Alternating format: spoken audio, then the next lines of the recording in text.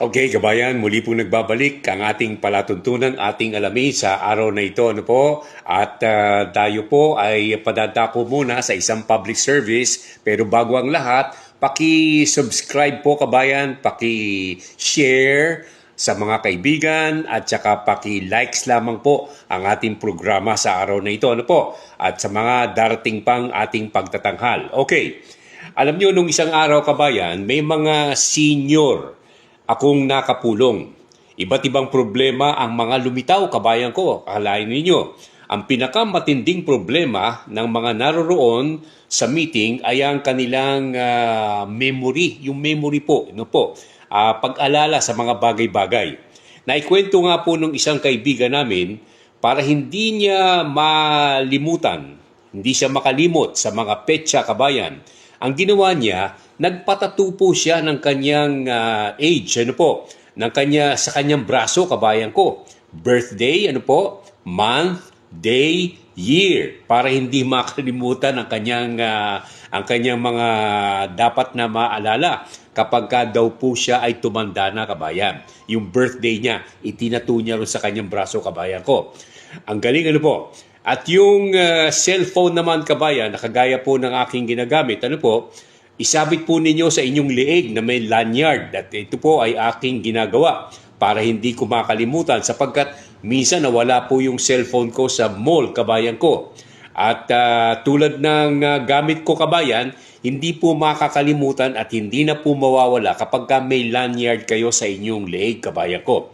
Ang isa pang problema ay yung balance naman ng katawan.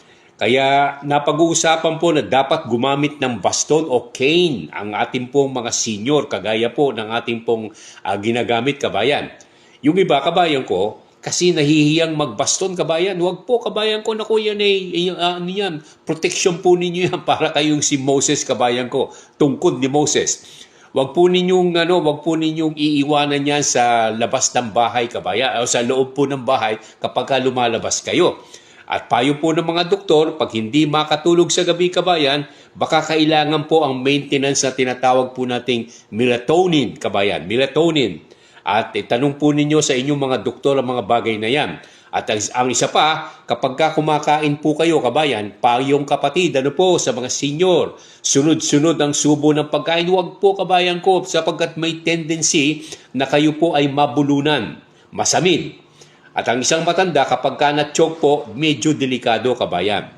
Alam nyo, napakaraming problemang nangyayari na yan sa mga senior po natin. Pero okay lang, sabi nga ng mga ating mga kaibigan, dapat mabigyan po natin ng mga paalala ang mga ito, kahit man lamang panandalian dito po sa ating palatuntunang ating alamin, kabayan. Paalala para po sa ating mga senior, sa mga matatanda. At tayo po ay, sabi nga nung iba, senior na kayo, matanda na kayo. Swerte kayo kung kayo po ay makarating dito sa edad namin, na inabot po namin. Hindi ba? Kaya mga senior, enjoy your life while it lasts. Sapagkat yan po ay panandalian lamang sa mundong ito, kabayan ko. Okay? Mabuhay po kayo, kabayan ko. At ingat, kabayan. God bless.